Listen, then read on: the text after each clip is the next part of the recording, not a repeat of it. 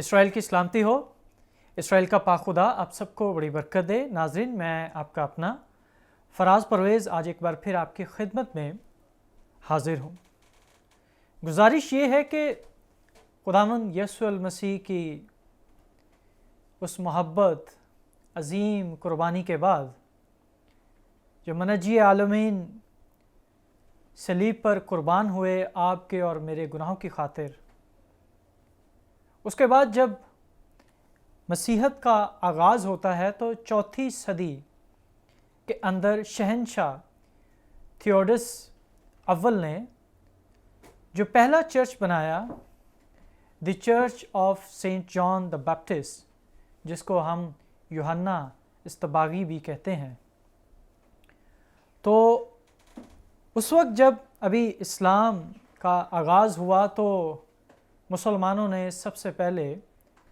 اس church کو فتح کیا جس کو یہ شہر دمشق کے اندر ہے،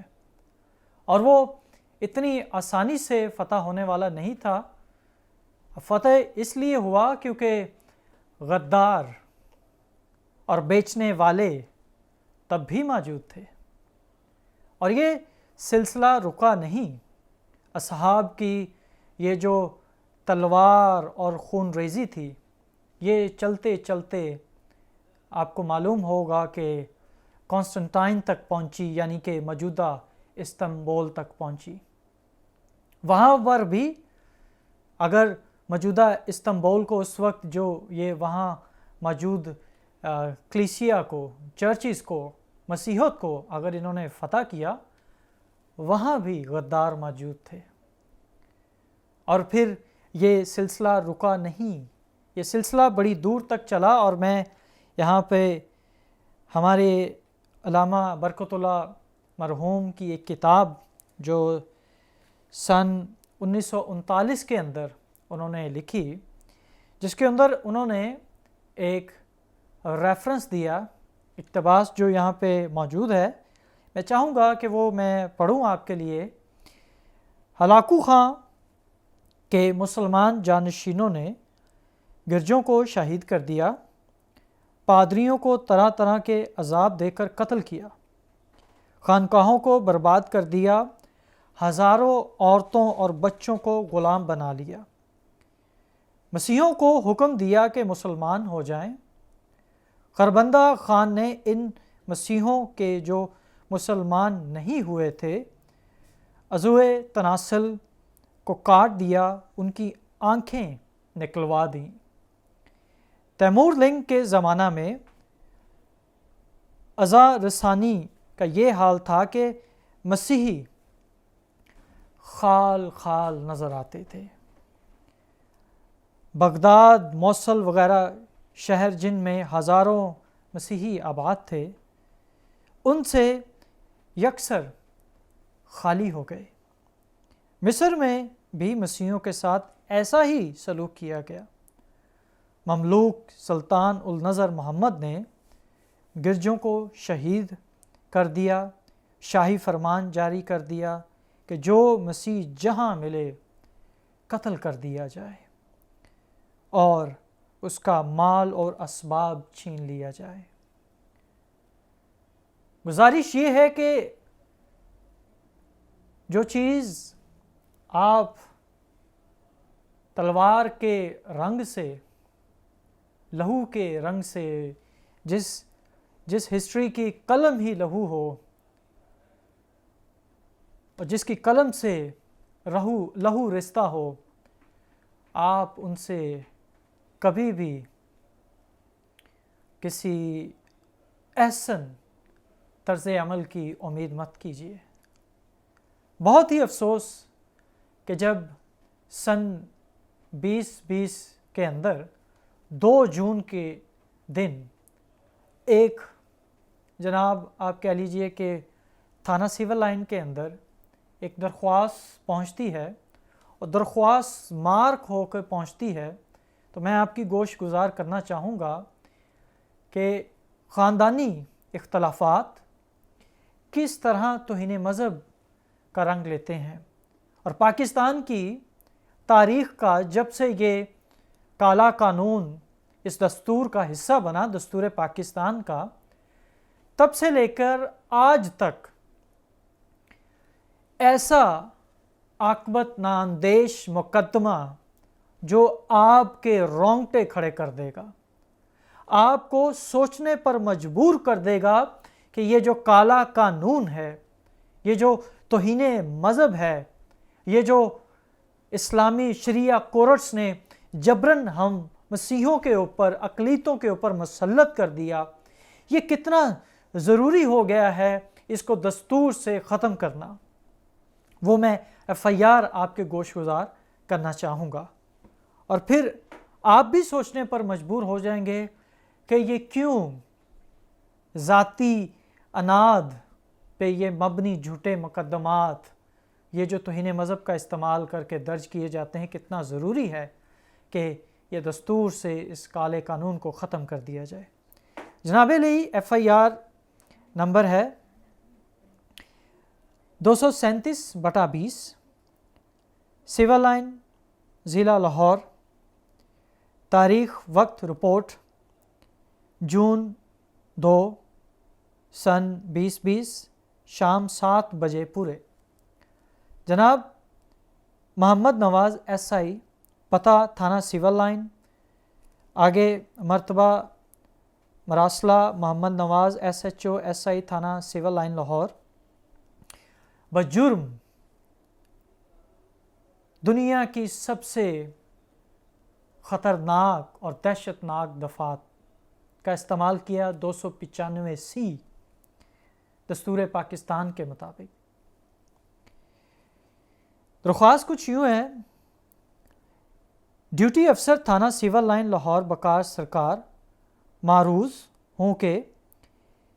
اس وقت میں تھانہ میں اپنے دفتر میں موجود ہوں کہ ایک درخواست ازاں کوثر پروین نمبر 739 مورخہ 14/5 سن 2020، جو کہ شمس تبریز، یہ شمس تبریز ایک شخص کا نام ہے اور جن کا عہدہ تھانے کے اندر ہے TASI کے نام مارک تھی۔ امروز شمس تبریز TASI نے دریافت درخواست کے لیے درخواست دہندہ مسمات کوثر پروین یعنی کہ ان کی بیوی اور اس کی بیٹی سمرین کو اور الزام علیہ مسمی انور مسیح کو میرے پیش کیا۔ دونوں فریقین کی بلا مشافہ گفتگو شروع ہوئی تو مسمات سمرین، جو کہ کوثر پروین کی بیٹی ہے، نے 2 عدد موبائل فون میرے پیش کیے، جس میں انور اور سمرین کی آپس میں بات چیت ریکارڈ ہے، جس میں الزام علیہ مسمی انور نے حضرت محمد صلی اللہ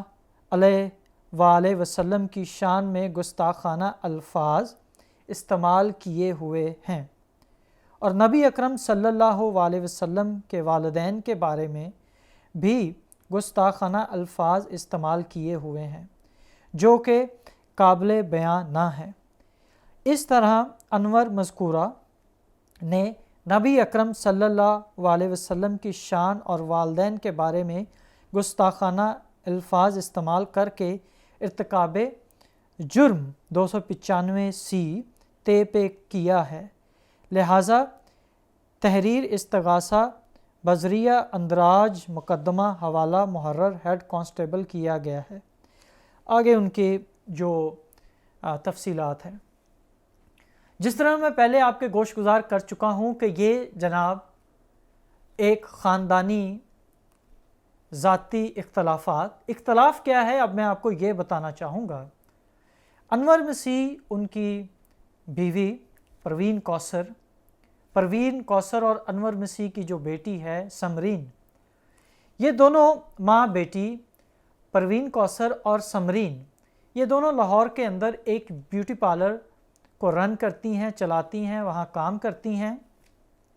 اور یہ جو سمرین ہے، اس لڑکی کو ایک مسلمان شخص سے محبت ہو جاتی ہے۔ محبت کیا؟ اس کے روح کے اندر ایک حیوانیت جاگ پڑتی ہے۔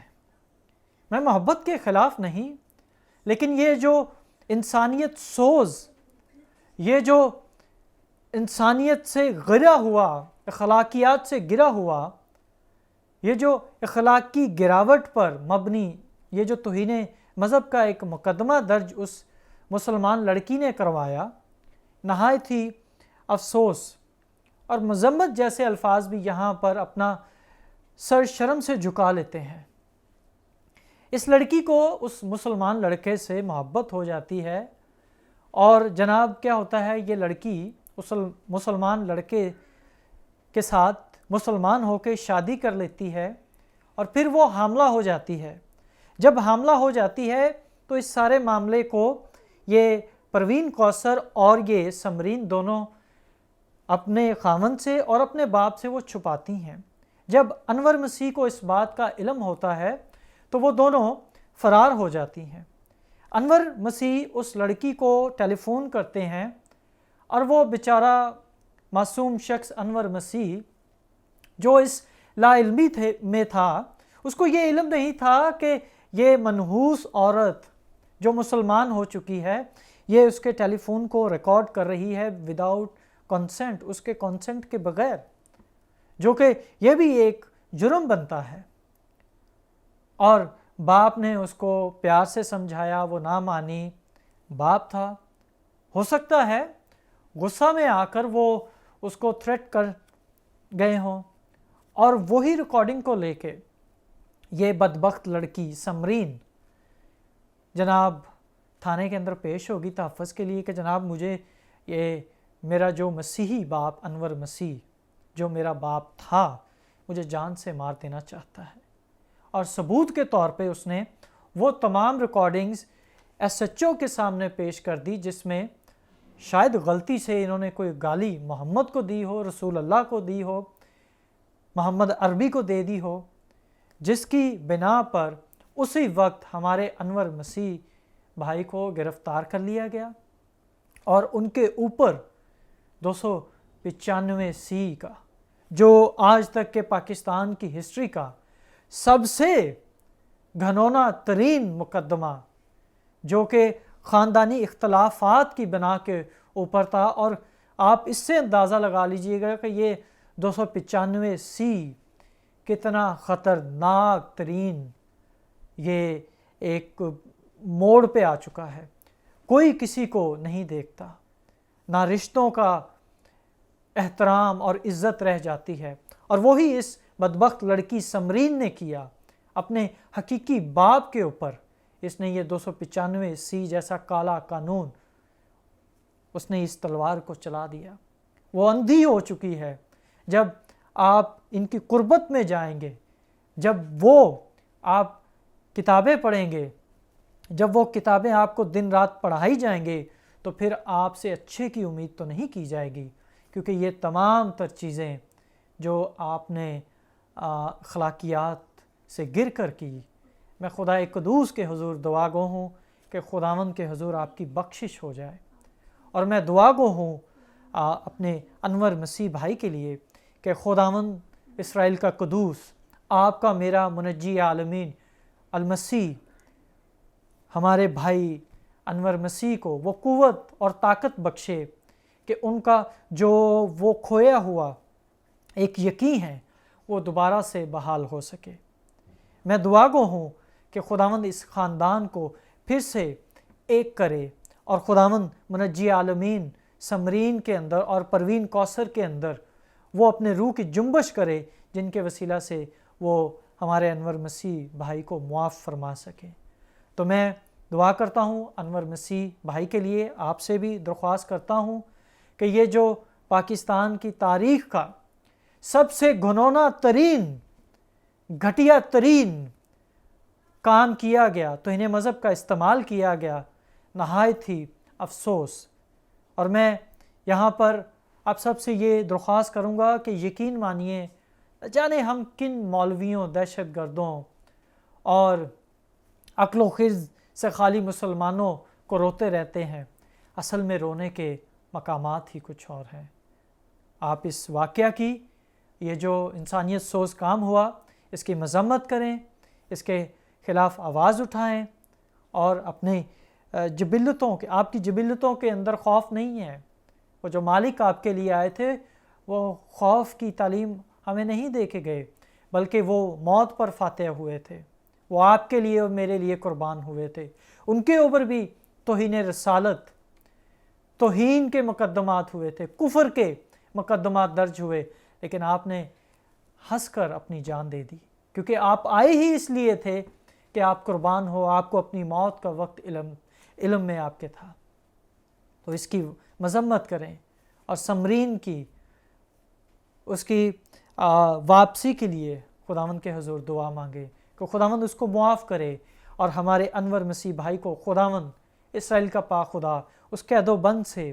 وہ جو اس وقت جیل کے اندر تڑپ رہے ہیں دن رات، خداوند ان کو صحت دے، تندرستی دے، بیماریوں سے محفوظ رکھے، اور ایسے عاقبت نا اندیش لوگوں سے محفوظ رکھیں کہ کوئی ان کو 295 سی ہے، کوئی ان کو اندر زہر نہ دے دے کھانے میں۔ اسرائیل کا خدا آپ سب کے ساتھ ہو، اپنا خیال رکھیے، اور ایسے لوگوں سے بچیے جو مذہب کے نام پر بھیڑ کے روپ میں آپ کے پاس آتے ہیں، لیکن حقیقی طور پر وہ بھیڑیے ہیں۔ خدا حافظ۔